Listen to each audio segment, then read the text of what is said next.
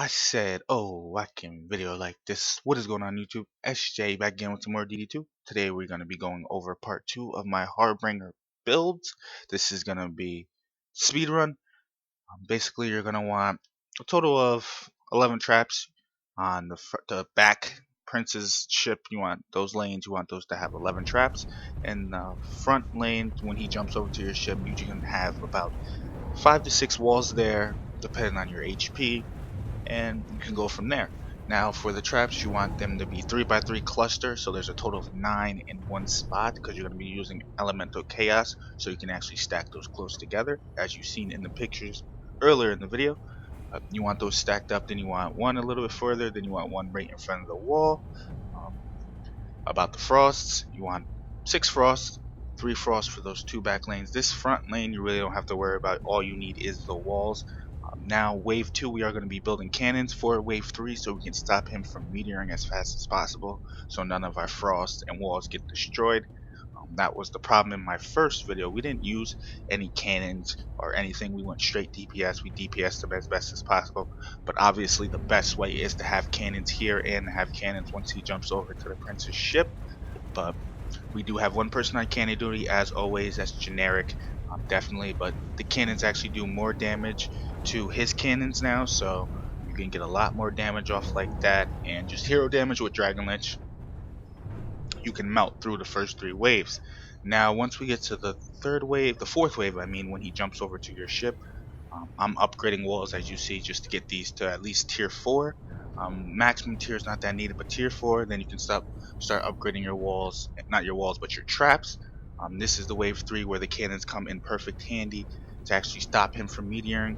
He actually doesn't start meteoring sometimes. I noticed once you like replay the map a couple of times, he starts to differ up what he does. Like he might start with meteors, or he might go straight to the cannon, or he might actually try to attack you.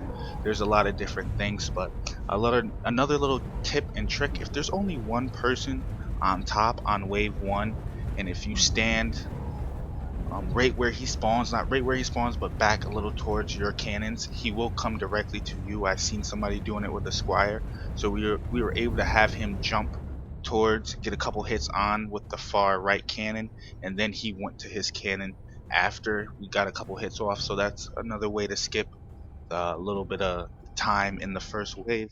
But this build is definitely for about 4 to 5 minute clear times, because you can now skip the countdowns, which, thank you, they did that. A lot of people, I was expecting them to do that, but as you're gonna see here, I'm just gonna drop boost auras, 1 boost aura. Then I should have dropped the Serenity aura. I would recommend 3 Serenity auras.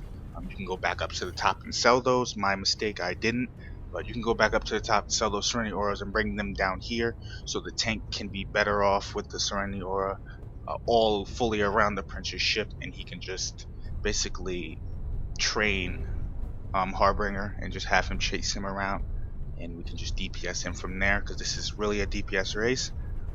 If your traps are good enough, once in a while you might want to look back on the lanes, but we found out that our lanes were doing pretty good with Throne's traps. Shout out to Throne for those 3k elemental chaos traps, which is pretty nice. And we just cakewalked this. I think this was about a 5-minute clear, maybe a little bit over a 5-minute clear time. It's pretty simple. Like once we got the build down, this might be even less than 5 minutes. I really don't know the exact time of the actual build. I do believe it was I think it was close to 5 minutes, either 4:30, 4.5 minutes, or like 5 minutes.